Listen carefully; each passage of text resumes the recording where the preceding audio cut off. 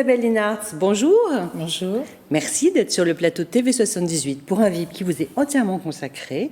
Vous êtes ici parce que vous êtes à la fois versaillaise, vous êtes actrice, vous êtes auteure et vous avez une compagnie qui est... alors pas en résidence, comme on dit déjà ? Basée. Basée. Oui, c'est ça. Voilà, votre compagnie est Elle basée sur Versailles. à Versailles, oui. Et elle s'appelle Les Turbulentes. Absolument. Et vous avez une création en ce moment qui est en train de se faire, donc une pièce qui va s'appeler... Dites-moi comment elle va s'appeler, votre pièce. Les Survivantes. Les Survivantes, voilà. Donc tout ça nous amène à parler de vous. Alors on va démarrer par le début, tant qu'à faire. Isabelle Linartz, donc vous avez fait des études de théâtre. Racontez-moi un peu votre parcours. Eh bien, j'ai commencé cours Florent, comme beaucoup, et puis très vite, je suis rentrée au conservatoire. De Paris. Voilà, au CNCAD, Conservatoire supérieur d'art dramatique à Paris. J'ai eu la chance d'avoir Michel Bouquet, Marcel Bluval et Pierre Debouche comme professeurs. Pas mal. Et voilà, un petit peu Antoine Vitesse aussi, rapidement. Et puis, voilà, puis après, je suis rentrée... dans la vie active du théâtre. D'accord, donc vous étiez plutôt consacrée au théâtre. Oui, ce qui ne m'a pas empêché de faire du cinéma. Et de la télévision. Et de la télévision, bien sûr. En fait, on peut dire que vous avez un peu alterné les trois. Oui. Tout le temps, tout le long de votre carrière. Oui, oui. Voilà. Et alors, ce côté auteur, justement, et metteur en scène, c'est nouveau ou ça existait déjà ? Vous avez déjà écrit des pièces ? Racontez-moi. Oui, j'ai écrit des pièces. En fait, ça m'est venu parce que j'ai commencé un petit peu à réécrire comme par-ci par-là sur des tournages. À réécrire, ça veut dire quoi ? Oui, c'est-à-dire que parfois on vous donne... vous avez des rôles et puis on commence à dire tiens, en bouche, c'est pas tout à fait ça. Peut-être qu'on pourrait... le dialogue... nécessiterait des petits aménagements. Voilà. Ouais. Et voilà, ça a commencé comme ça. Donc on vous confiait la tâche ? On me confiait la tâche, on appréciait la tâche. Et puis ça m'a donné l'envie. J'ai toujours eu envie d'écrire, cela dit. J'ai toujours écrit. Pardon. Mais là, ça m'a donné confiance, en fait. C'était une question de confiance. Oui. Et oui, ça m'a... Voilà, pour... Vous aviez le résultat tout de suite. De toute façon, ce que vous écriviez était dit, mis en bouche tout de suite. Donc vous voyez bien si ça marchait ou pas. Oui, et puis surtout, j'avais l'approbation aussi des scénaristes. Oui, voilà, ça marchait. Voilà.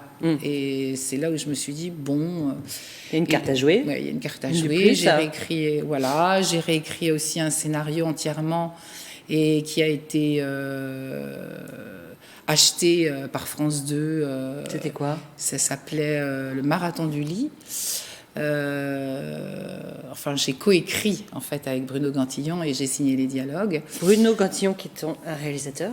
Oui, voilà, que l'on connaît. Avec qui j'ai beaucoup travaillé, ouais. Que j'apprécie énormément. C'est pas plus mal. C'est pas plus mal. Et voilà, donc on a travaillé ensemble et puis j'ai commencé à écrire. D'accord, donc vous aviez plusieurs cordes à votre arc. Alors racontez-moi, cette volonté donc de créer une compagnie, c'était il y a combien de temps ? Les Survivantes, elles sont nées quand ? C'est pas les Survivantes, c'est les Turbulentes. Mais je sens que je vais me tromper souvent. Les Turbulentes. C'est une compagnie de femmes. Alors les Turbulentes, voilà. Oui, ce sont des femmes qui sont avec moi dans cette compagnie.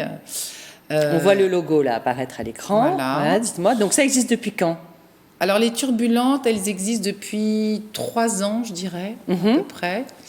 Donc basées à Versailles, comme on l'a dit. Et alors, qu'est-ce que vous avez à votre actif comme Avec les Turbulentes ? Oui, vous démarrez juste. Oui, on démarre. Oui, c'est vraiment une compagnie émergente. Ouais. On démarre. On démarre avec les Survivantes. Donc alors, les Survivantes, c'est une pièce dont on va parler. Voilà, qui est en création. Qui est en création au Théâtre 13. Oui. On a fait une résidence il y a... Là, on voit une photo qui est prise pendant une répétition, j'imagine ? Voilà, oui. Avec deux actrices ? Oui, c'est une répétition. Ce sont 2 actrices, Gigi Ledron et Amel Sharif. D'accord. Et voilà. Alors, on va en revenir plus en détail sur cette pièce, donc Les Survivantes, voilà, que vous avez coécrit avec Blandine Métayer, c'est ça ? Voilà. Et alors, de quoi est-ce que ça parle, Les Survivantes ? Alors en fait, c'est une pièce qui est à partir de témoignages de prostituées qui se sont réinsérées dans la vie. Qui, elles, sont réinsérées ? Oui, pratiquement. Quasi. Pratiquement toutes, oui. D'accord. Oui, Et ces pratiquement témoignages, alors, viennent d'où? Enfin, comment Alors on les a recueillis? elles viennent d'une association qui s'appelle le Mouvement d'Uni, qui sont d'ailleurs nos partenaires. Et je ne sais pas si on dit partenaire ou coproducteur. Mais écoutez, au choix. Au Voilà. choix.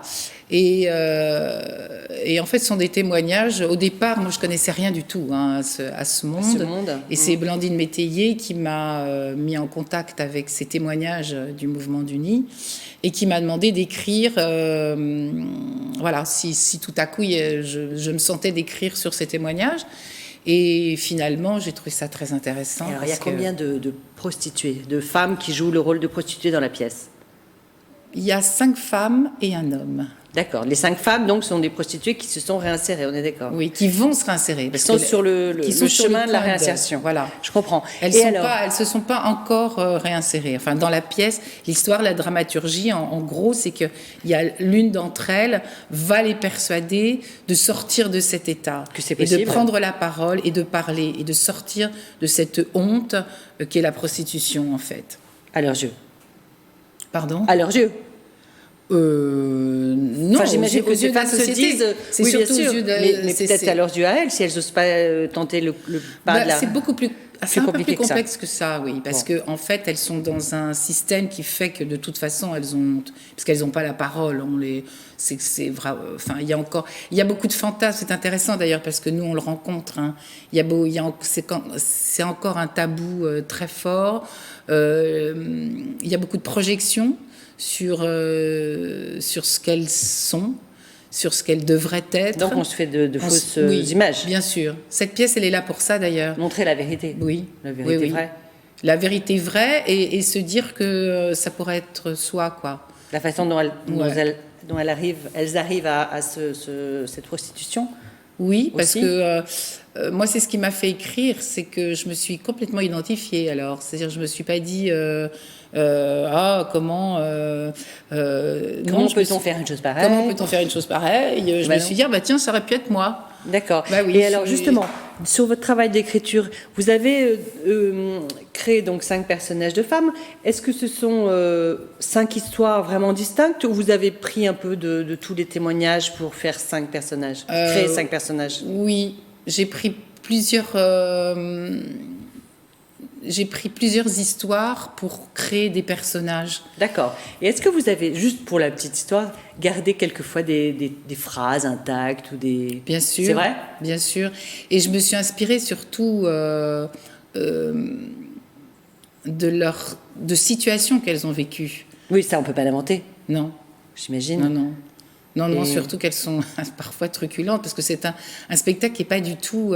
c'est pas glauque? Pas du tout. Ni triste? Non, c'est pas du tout, c'est fort. Ouais. Mais elles sont très vivantes, elles ont beaucoup de personnalité chacune. Elles sont drôles parfois, oui, il y a vraiment cet humour qui est quand même inhérent à ces personnes. Oui. Mm-hmm. Et puis, il y a une certaine poésie aussi dans ce spectacle. D'accord. Je l'ai voulu comme ça, s'il n'est pas du tout glauque. Alors, on ne montre, oui. on montre, mais on ne démontre pas. Déjà, on n'est pas du tout donneur de leçons non plus, parce qu'on ne prend pas du tout le public en otage. Ça, c'est une chose dont j'ai horreur. Il n'y a aucune agressivité, il n'y a pas de voyeurisme non plus. Ouais, et vous dites que le spectacle est ouvert n'est pas interdit au moins de 12... Enfin, à partir de 12 ans, on peut y aller, quoi. C'est pas... Oui, parce qu'il est pédagogique.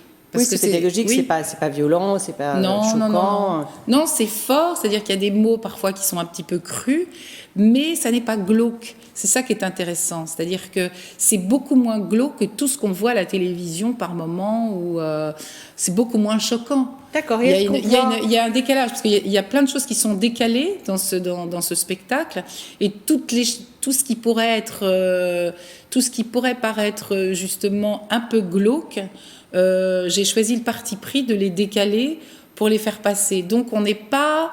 Le réalisme n'est pas forcément présent à chaque fois, quoi. Je comprends. D'ailleurs, la lumière joue un grand rôle.